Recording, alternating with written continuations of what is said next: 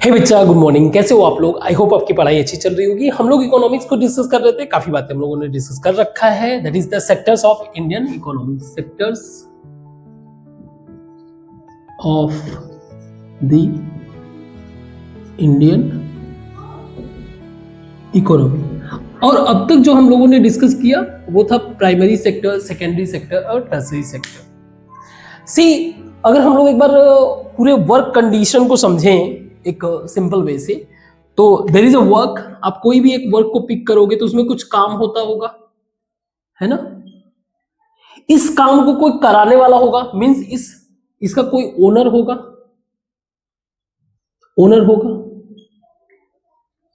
और इस पे कोई वर्क कर रहा होगा, मींस वर्कर होगा। ये तीन चीज ही होंगे, और क्या होगा, है ना। या कह लो गवर्नमेंट भी है जो इनको एक तरह से रेगुलेट करने के लिए, पर गवर्नमेंट का रोल बाद में देखेंगे। गुड।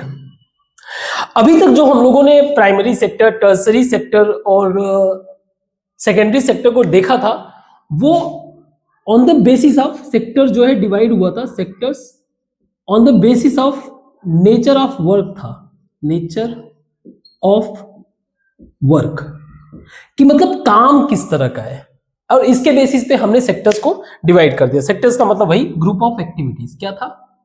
Group of activities. ठीक है। अब हम लोग जो है इसी सेक्टर्स यानी ग्रुप ऑफ एक्टिविटीज को जरा वर्कर के पॉइंट ऑफ व्यू से देखते हैं कि वर्कर के पॉइंट ऑफ व्यू से क्या होता है।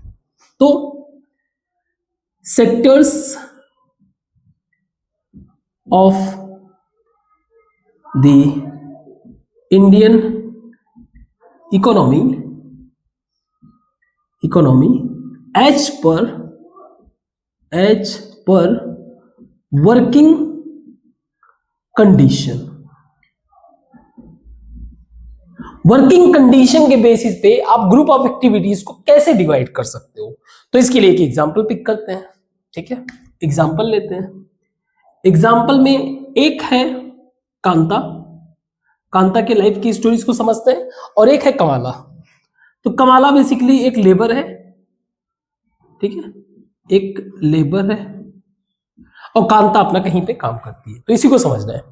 कांता जो है सुबह मॉर्निंग में 9:30 AM पे जाती है एंड 5:30 PM पर आ जाती है। तो मैं कह सकता हूं she has a kind of fixed working hour, मिल रहा है। कमाला को जब हम लोगों ने ऑब्जर्व किया तो देखा कि ये सुबह 7:30 पे निकल जा रहा है बंदा, AM पे निकल जा रहा है, लेकिन रात को लगभग 8 बजे आ रहा है। कभी 8 बजे आ रहा है, कभी 7 बजे ही आ रहा है, कभी 6 बजे आ जा रहा है, लेकिन ओवरऑल इसका जो टाइमिंग था वो समथिंग दिस। तो सबसे पहली बात, नॉट फिक्स्ड वर्किंग आवर, और साथ में आप ये भी कह सकते हो लॉन्ग वर्किंग आवर, लंबा टाइम भी देखना पड़ रहा है। कांता को हर महीने जो है एक फिक्स डेट पे इसको सैलरी मिल जाता था। तो शी गेट सैलरी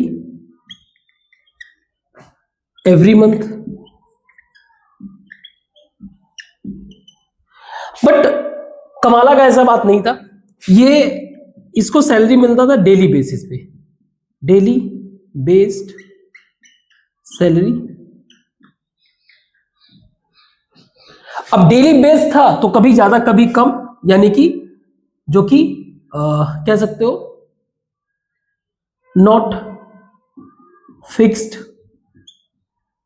सैलरी। कोई इसका सैलरी फिक्स नहीं था, कभी ज्यादा कमा रहा है कभी कम कमा रहा है ना। अगर मान लो जिस दिन कांता नहीं भी जाती है, छुट्टी वगैरह है हॉलीडेज में, तो इसको जो हॉलीडेज मिलते थे, हॉलीडेज वो पेड होते थे, पैसे मिलते थे। उसी में ये भी था कि आप मंथ में कोई पेड लीव भी ले सकते हो, also allowed to get some paid leaves every month,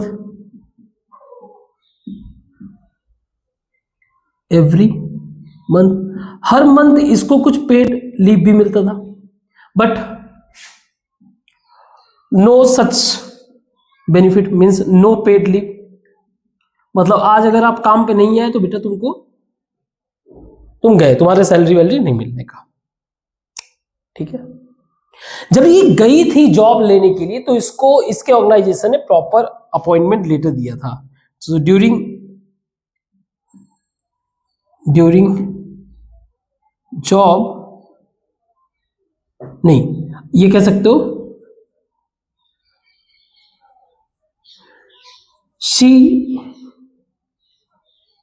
she get appointment letter. यहां पे ऐसा कोई कंडीशन नहीं था, नो अपॉइंटमेंट लेटर, कोई अपॉइंटमेंट लेटर नहीं था। Job on the basis of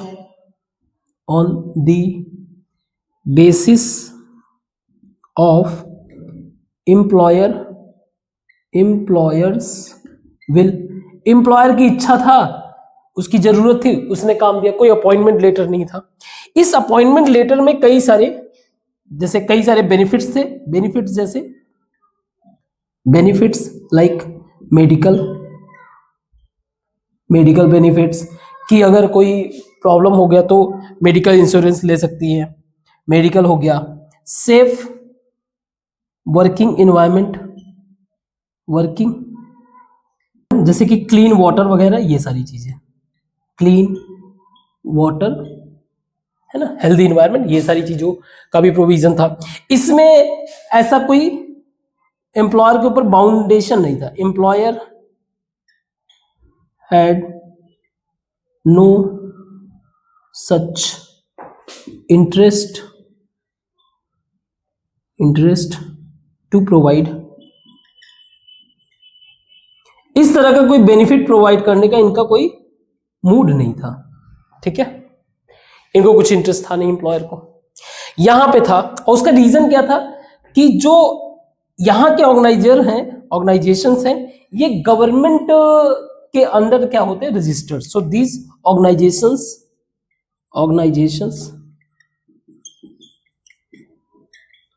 या एंटरप्राइज कह लो, एंटरप्राइज आर गवर्नमेंट रजिस्टर्ड। इसका मतलब क्या हो गया, गवर्नमेंट रजिस्टर्ड का मतलब हो गया they have to follow government rules, है ना। गवर्नमेंट के जो रूल्स रेगुलेशंस हैं उनको फॉलो करना पड़ेगा, means have to follow government rules. और रूल्स जैसे कि rules for example minimum wage आपको देना पड़ेगा, है ना। सेफ्टी इन्वायरमेंट तो चलो ठीक है अपनी जगह, पीएफ वगैरह, ईपीएफओ रजिस्ट्रेशन, पीएफ वगैरह हो गया, पेंशन वगैरह का भी प्रोविजन अगर दे सकते हैं तो वो भी देना पड़ेगा। इस तरीके का सारा चीजें जो गवर्नमेंट के अंदर फॉलो करना है वो चीज यहां पे जरूरी नहीं है। नॉट रजिस्टर्ड अंडर गवर्नमेंट के अंडर कोई रजिस्ट्रेशन नहीं है इनके ऑर्गेनाइजेशन का। तो यूजुअली जो लेबर होते हैं वो इस तरह के होते हैं, लेबर कह लो, स्ट्रीट वेंडर कह लो, और शॉपकीपर या हेल्पर कह लो, छोटे मोटे हेल्पर होते हैं वो सारे लोग, ये सारे के सारे जो है कहीं ना कहीं इस तरीके के प्रॉब्लम्स को झेलते हैं। और इन लोगों के लिए इस साइड के बेनिफिट्स, तो ये वाला जो पोर्शन है इसका, ये जो स्पेसिफिकेशन है या फिर जो भी आप पॉइंट्स देख रहे हो, दिस डिफाइंड ऑर्गेनाइज्ड सेक्टर। यानी कि हम लोग किसके बेसिस पे बात कर रहे हैं, वर्किंग कंडीशन कैसा है वर्कर्स के लिए, वर्कर के पॉइंट ऑफ व्यू से। So this is organised and this is unorganised sector. तो कोई भी एक छोटा मोटा ऑर्गेनाइजेशन भी ऑर्गेनाइज सेक्टर बन सकता है। उसका जो बेसिक रिक्वायरमेंट है वो है रजिस्ट्रेशन, एटलीस्ट उसको गवर्नमेंट रजिस्ट्रेशन करना पड़ेगा, तब वो become comes under the organise sector. ठीक है, ऑर्गेनाइज सेक्टर हो जाएगा तो वो वर्कर्स के अधिकारों का भी ख्याल उसको रखना पड़ेगा। Means even self employer can be organised. कैसे? If they registered. अगर ये खुद को गवर्नमेंट के अंदर रजिस्टर करते हैं तो बाय डिफॉल्ट ये क्या हो जाएंगे, ऑर्गेनाइज सेक्टर बन जाएंगे। मींस अगर ये किसी को भी काम देंगे तो वो इन बातों को फॉलो करेंगे, उसको प्रॉपर अपॉइंटमेंट लेटर प्रोवाइड करेंगे, उस अपॉइंटमेंट लेटर में वो सारी बातें लिखी रहेगी। बट यहां पे ऐसा नहीं हो रहा है। यहां पे देखोगे आप, ना तो इनके सेफ्टी का ध्यान रखा जाता है, कोई भी फैसिलिटी नहीं। सो कहीं ना कहीं यहां पे चांस रहता है वर्कर्स को एक्सप्लॉइट करने का, है ना।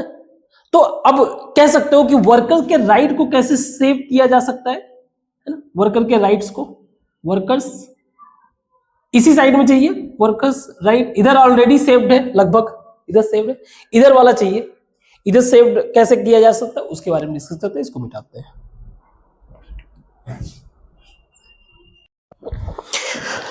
तो वर्कर्स के प्रोटेक्शन के बारे में, वर्कर्स प्रोटेक्शन,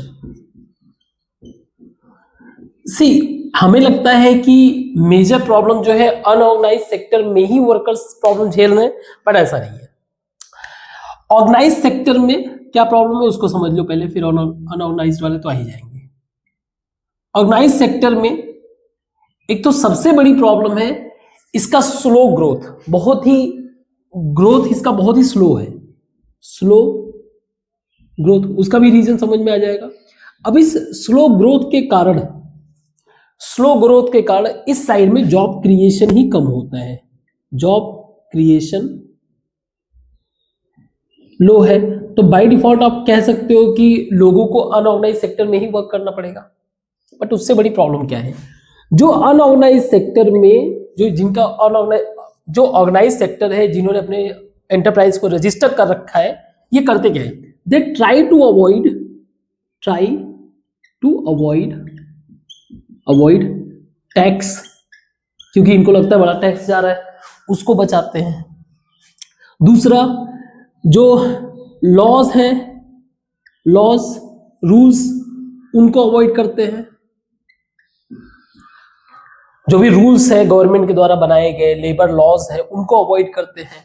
इसके कारण होता क्या है, इसके कारण जो वर्कर्स होते हैं ऑर्गेनाइज सेक्टर में भी, जो वर्कर्स होते हैं ऑर्गेनाइज सेक्टर के, इनके साथ बहुत ही अन्याय होता है। Means they face exploitation.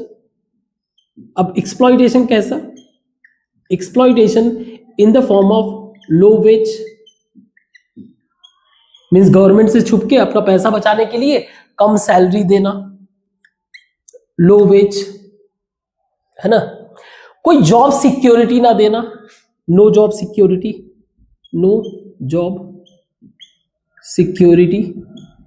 तो ये भी एक मेजर प्रॉब्लम है।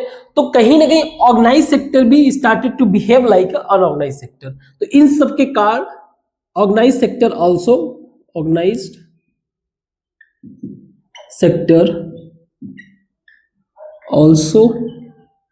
behave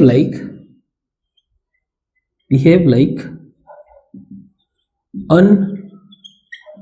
unorganized sector। मतलब ऐसा हुआ क्यों, आप समझो 1991 हमारे कंट्री में लिबरलाइजेशन, जिसको बोलते हैं एलपीजी, प्राइवेटाइजेशन और ग्लोबलाइजेशन, 1991 से हमारे कंट्री में इकोनॉमिक रिफॉर्म हुआ, इकोनॉमिक रिफॉर्म। अब इसका आप मतलब समझना, इकोनॉमिक रिफॉर्म का मतलब ये हो गया, पहले क्या होता था, इसके पहले गवर्नमेंट का बहुत ज्यादा कंट्रोल हुआ करता था, गवर्नमेंट का बहुत ज्यादा कंट्रोल होता था। मींस एक तरह से हर एक काम के लिए आपको लाइसेंस चाहिए, licence need for work.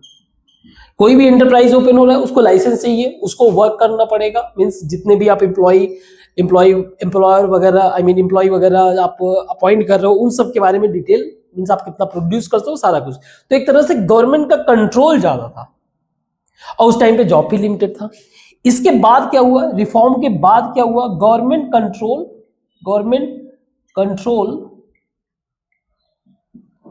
Control या कह दो गवर्नमेंट का जो रेगुलेशन था वो थोड़ा सा लिबरल हो गया। कंट्रोल लिबरल यानी कि थोड़ा सा इजी हो गया। मींस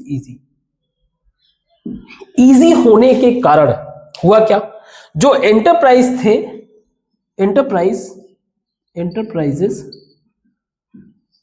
started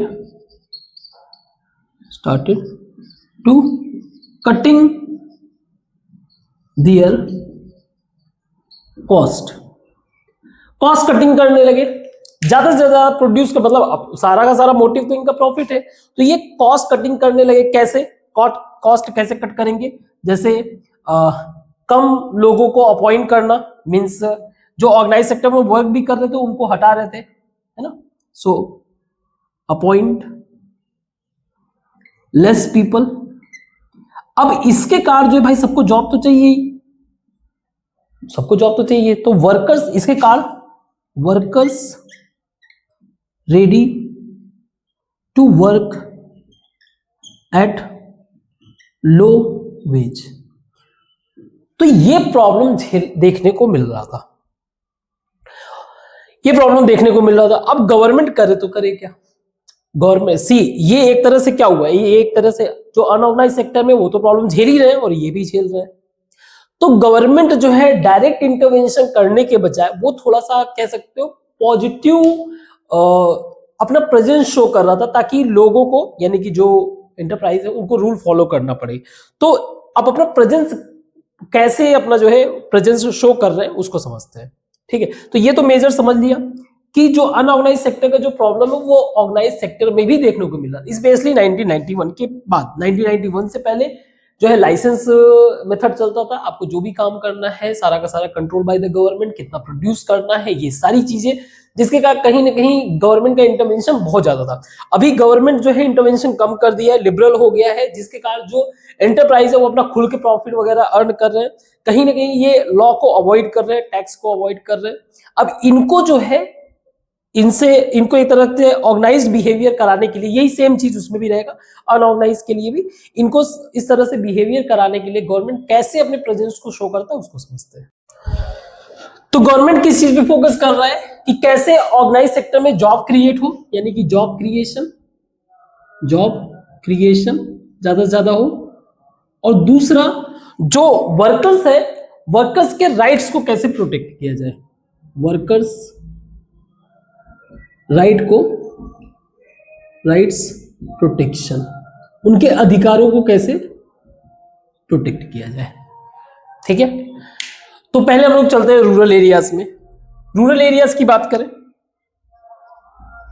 रूरल एरियाज तो यहां पे ज्यादातर जो है आप कह सकते हो एग्रीकल्चरल लेबर होते हैं, एग्रीकल्चरल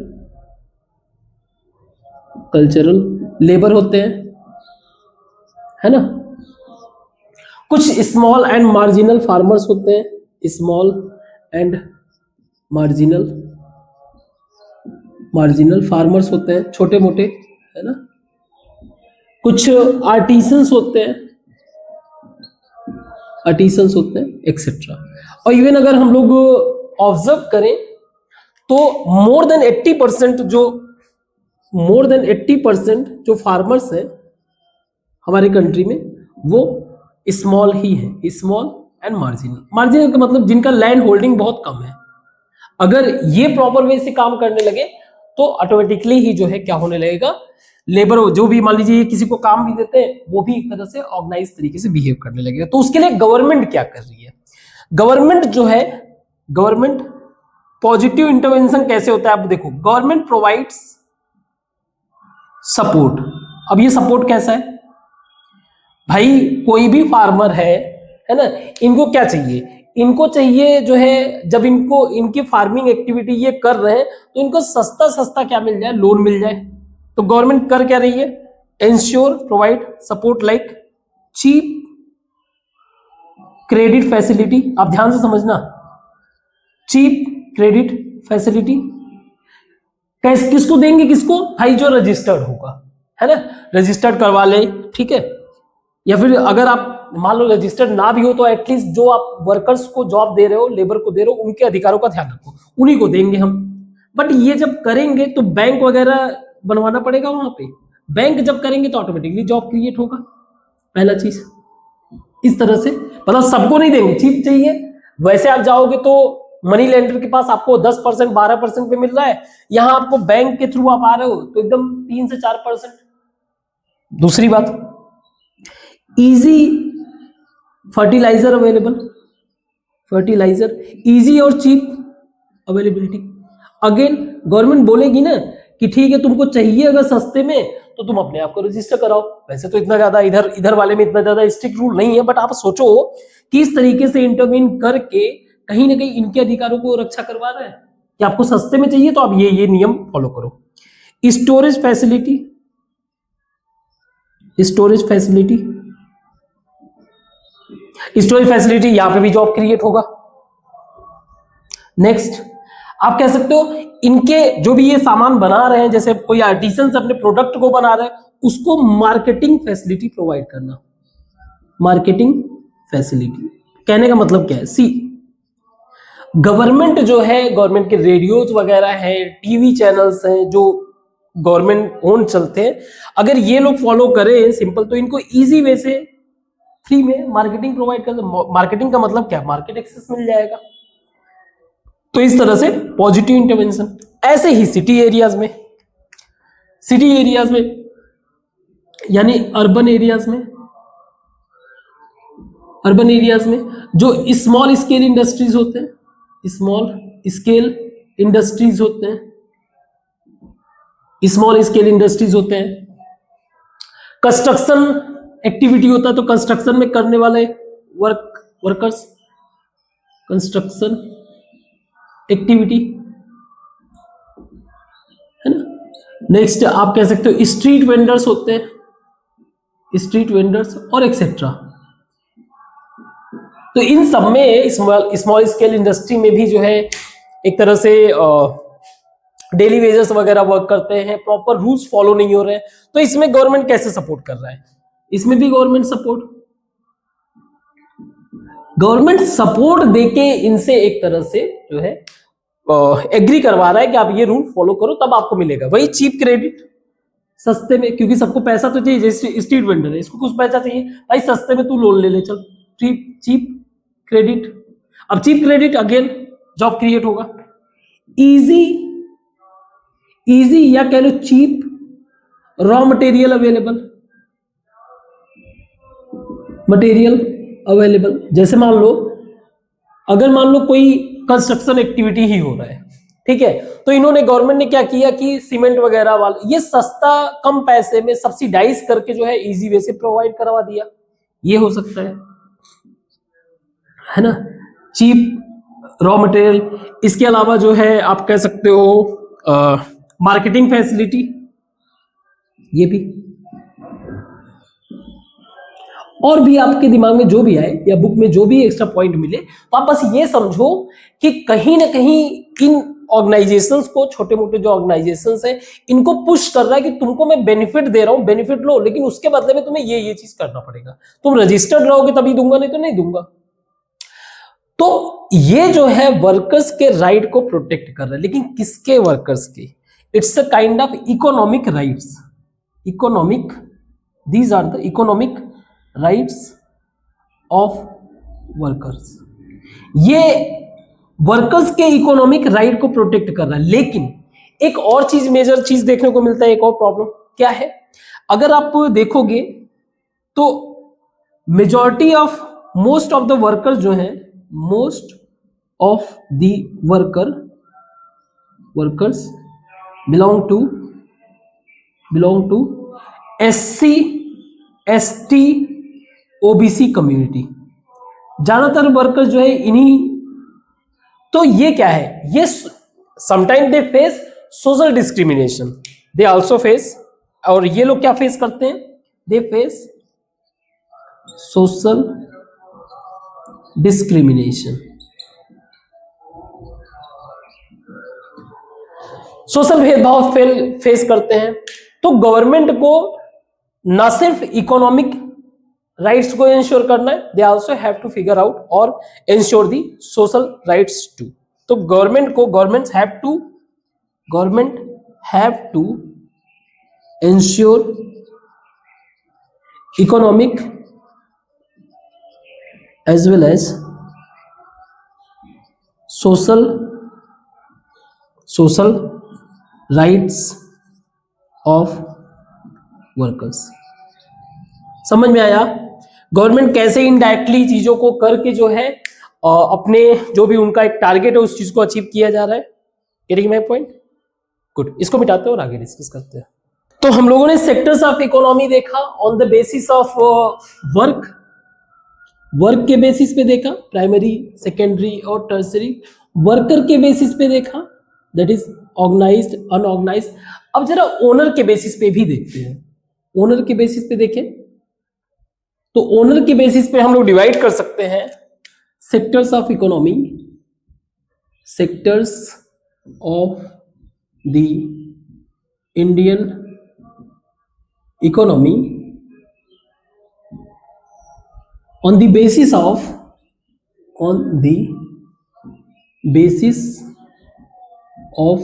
ओनर, कि उस ऑर्गेनाइजेशन को ओन कौन कर रहा है। तो एक आप कह सकते हो, एक है आपका ओन्ड बाय गवर्नमेंट ओन कर रहा है, एक ओन बाय इंडिविजुअल या कह लो ग्रुप ऑफ पीपल, या ग्रुप ऑफ पीपल कह लो, ऑर्गेनाइजेशन कह लो, ग्रुप ऑफ पीपल। ठीक है, आप पीपल की जगह ऑर्गेनाइजेशन भी लिख सकते हैं, इंडिविजुअल या ग्रुप ऑफ पीपल। तो इसको बोलते हैं पब्लिक सेक्टर, इसको बोलते हैं पब्लिक सेक्टर, और इसको बोलते हैं प्राइवेट सेक्टर। सी, हमारे कंट्री में पब्लिक सेक्टर और प्राइवेट सेक्टर दोनों ही अलाउड है बेहतर तरीके से वर्क करने के लिए, इसीलिए हम लोग जो फॉलो करते हैं उसको बोलते हैं मिक्स्ड इकोनॉमी। क्या बोलते हैं उसको? Mixed economy. मतलब देखो, पूरे वर्ल्ड में अगर देखा जाए तो इकोनॉमी मैनेज करने का दो पैटर्न है। एक को बोलते हैं कैपिटलिज्म, एक को बोलते हैं सोशलिज्म। ये आपके बुक में नहीं है, बस एक छोटा सा बेसिक अंडरस्टैंडिंग। कैपिटलिज्म में प्रॉफिट, मतलब पूरे की पूरे जो एम रहता है प्रॉफिट क्रिएट करने का, और सोशलिज्म में पूरी तरह से एम होता है जो है सोशल सर्विस का, सोशल वेलफेयर कह लो, है ना, वेलफेयर ऑफ पीपल। इस चीज पे ध्यान रखते हैं। अब पब्लिक सेक्टर का जैसे बात करो, पब्लिक सेक्टर में यानी कि गवर्नमेंट का टारगेट होता है, target for welfare of public, और यहां पे प्राइवेट सेक्टर वालों का पूरा टारगेट होता है प्रॉफिट मेकिंग। तो हमारे यहां ये भी अलाउ है और ये भी allow, that is the reason we follow a certain kind of economy, we call it mixed economy. तो जैसे एग्जांपल के लिए बात करें, इंडियन रेलवे,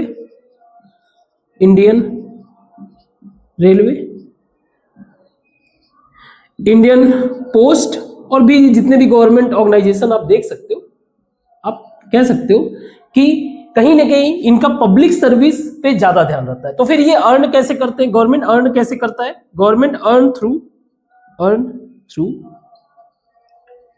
क्योंकि आप सर्विस प्रोवाइड कर रहे हो, है ना, सर्विस प्रोवाइड कर रहे हो, तो कहीं ना कहीं आपको पैसे तो चाहिए। अर्न थ्रू टैक्सेस, टैक्स से पैसा आ जाता है गवर्नमेंट के पास। फी से पैसा आ जाता है। जैसे आप ट्रेन में भी सफर कर रहे हो, बेशक कॉस्ट कम लगता है, लेकिन आपको एक टिकट का तो पैसा देना पड़ता है। कंपेरेटिवली अगर आप प्राइवेट कोई व्हीकल वगैरह पिक करते हो तो उसके कंपेयर ट्रेन वगैरह में कम कॉस्ट लगता है। टैक्सेस हो गया, फी हो गया, सम फॉर्म ऑफ रेवेन्यू, कुछ सामान वामान बेचकर, है ना, कोई सर्विस प्रोवाइड करके। सो पब्लिक सेक्टर में ओन्ड बाय गवर्नमेंट और सर्विस प्रोवाइडेड बाय गवर्नमेंट। तो ये जो ट्रेन है सर्विस, और यहां पे किसके द्वारा क्या किया जा रहा है, पूरी तरीके से प्रॉफिट मेकिंग है ना। तो जो भी सर्विस लोगे, service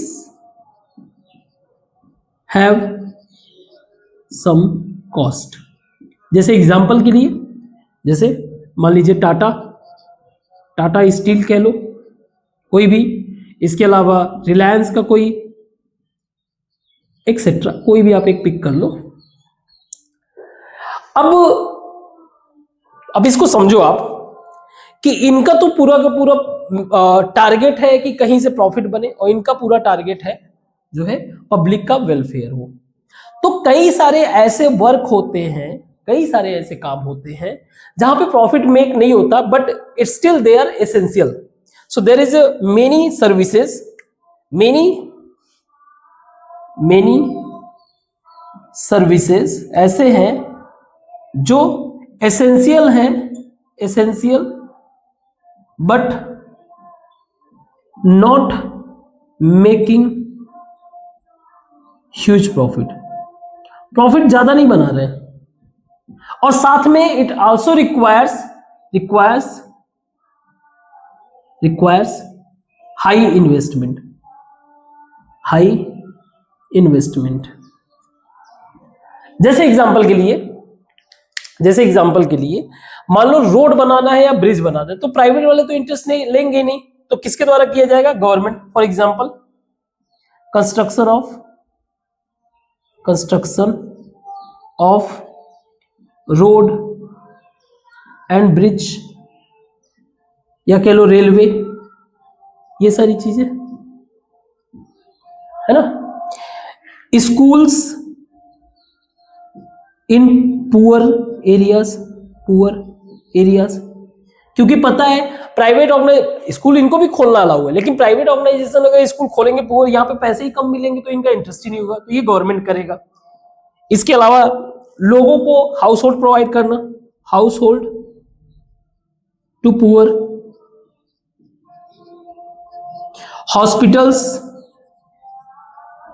hospitals in poor areas, है ना। ऐसे एक्सेट्रा कई सारे काम हैं जिनको जो है गवर्नमेंट अकेला करता, उसको करना ही पड़ेगा। बाकी प्रॉफिट मेकिंग तो काम समझ में आ गया। कुछ वर्क ऐसे होते हैं जिसमें गवर्नमेंट का बस सपोर्ट की जरूरत रहती है, उस वर्क को प्रॉपर वे से इंश्योर करने के लिए। तो सम वर्क नीड्स, ये तो मान लो पूरा का पूरा जो है गवर्नमेंट इंटरवेंशन से ही हो रहा है, means completely owned by the government, है ना। ऐसे बहुत सारे एग्जांपल मिल जाएंगे, डिफेंस हो गया, पुलिस हो गया, सारा चीज इसी में आएगा अभी के लिए, ठीक है। Also some works need only government support. इसको मिटाते हो थोड़ा सा, फिर आगे डिस्कस करते हैं। सो सम वर्क, कुछ वर्क ऐसे होते हैं, some work which needs government support. आप समझो इसको, देखो दो हैं, एक तो सर्विस को जो कंज्यूम कर रहे हैं, एक हो गया कंज्यूमर, है ना, कंज्यूमर। एक हो गया सर्विस प्रोवाइडर। अब सर्विस प्रोवाइडर मतलब मान लो इंडिविजुअल ओनर। अब गवर्नमेंट को दोनों को ही ध्यान रखना है। जैसे अभी क्या कर रहा है गवर्नमेंट का, टोटल फोकस किस बात पे रहता है, वेलफेयर ऑफ सोसाइटी। उसे पता है कि अगर ये सर्विस प्रोवाइडर अगर हट जाएगा तो फिर लोगों को जॉब नहीं मिलेगा, तो इसके लिए दोनों को ही मदद करे, ऐसे काम करते हैं, ऐसे इंटरवेंशन करते हैं, ऐसे इन्वॉल्वमेंट शो करते हैं। जैसे एग्जांपल के लिए गवर्नमेंट फॉर मिनिमम, एग्जांपल समझ रहे हैं, minimum support price for farmer. आप समझो, एक फार्मर है, फार्मर्स हैं, उन्होंने कुछ अपना ग्रो किया, क्रॉप ग्रो किया। गवर्नमेंट ने कहा डोंट वरी, तुम ग्रो करो, तुम्हारा जो क्रॉप है वो मैं खरीद लूंगा फिक्स प्राइस पे। मान लो इन्होंने कहा, गवर्नमेंट ने कहा कि चलो 2,000 रुपया पर क्विंटल जो भी आपका मान लीजिए वीट है या राइस मैं खरीद लूंगा। ये भी अलाउ कर दिया कि फार्मर अगर तुमको कहीं पे 2,000 से ज्यादा मिल रहा है मार्केट में जाके बेच लो, कोई इश्यू नहीं है। अगर मान लो तुम्हें मार्केट में कहीं कोई 2,200 दे रहा है, 2,400 दे रहा है, ले जाओ बेच दो, कोई इश्यू नहीं है। लेकिन अगर नहीं मिल रहा है तो आ जाओ मिनिमम सपोर्ट प्राइस पे मैं खरीदूंगा।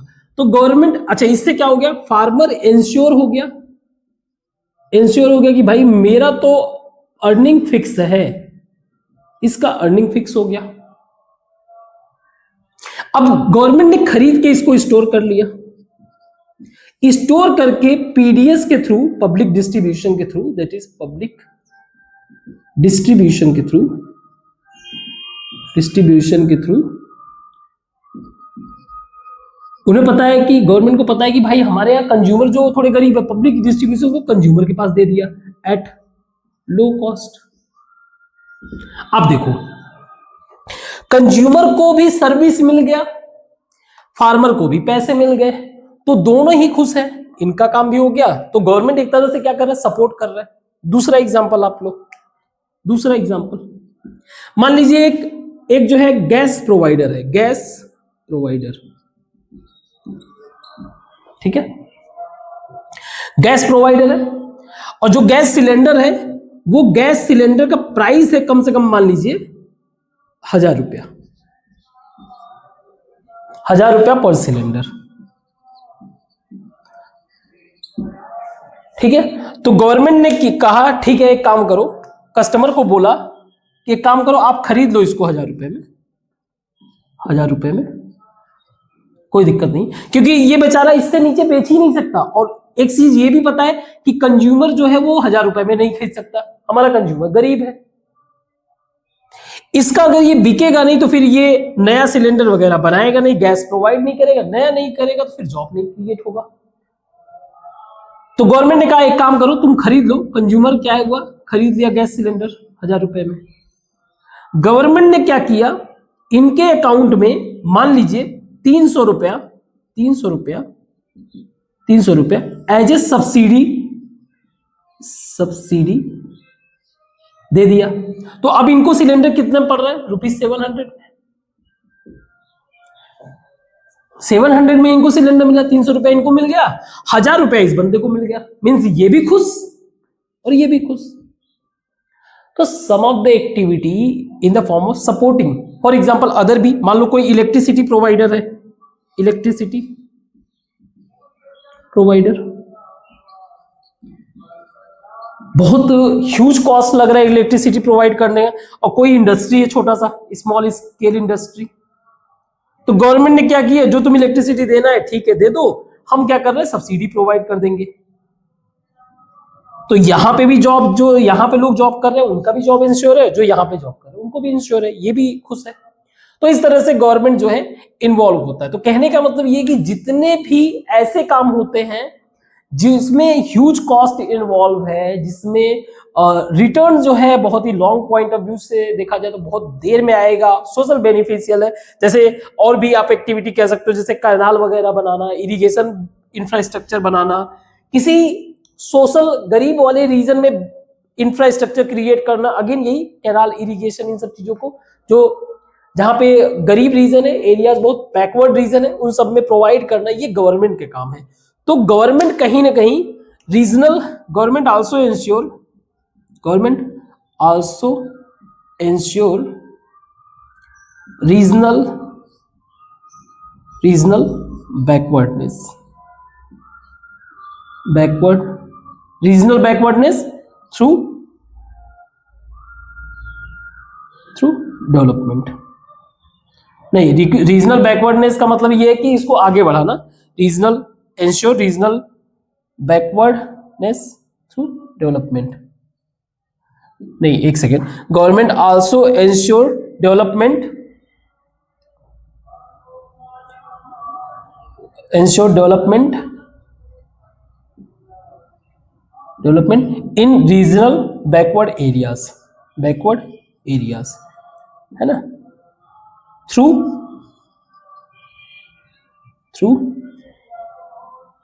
इंफ्रास्ट्रक्चर डेवलपमेंट, इंफ्रास्ट्रक्चर, या कह सकते हो इकोनॉमिक एंड सोशल बेनिफिट्स। तो इकोनॉमिक बेनिफिट में इंफ्रास्ट्रक्चर वगैरह बनाना, है ना, इंफ्रास्ट्रक्चर जैसे कि कैनाल हो गया, इसके अलावा तालाब वालाब खुदवाना, बहुत सारे एक्सेट्रा कर दो, ठीक है। इसके थ्रू और सोशल सिक्योरिटी, सोशल बेनिफिट जैसे कि सस्ते में खाना वाना प्रोवाइड करना, ये सारी चीजें। तो इस तरह से हमारा ये चैप्टर कंप्लीट हो गया। आई होप आपको ये समझ में आया होगा, और आई नो कि आपका मेंटल कैपेसिटी इतना तो है ही कि इन पॉइंट्स को समझ के अपने ओन पॉइंट्स में, अपने ओन अंडरस्टैंडिंग में इनको प्रॉपर वे से लिख सको, ठीक है। तो कहीं कुछ मिस्टेक हुआ होगा तो आपको बस फिगर आउट करना है, उसको कमेंट बॉक्स में मेंशन करना है। तो आज के लिए बस इतना ही रखते हैं, इसी के साथ हमारा चैप्टर भी ओवर हो गया। हम लोग कल से एक नया चैप्टर स्टार्ट करेंगे, तब तक के लिए थैंक यू।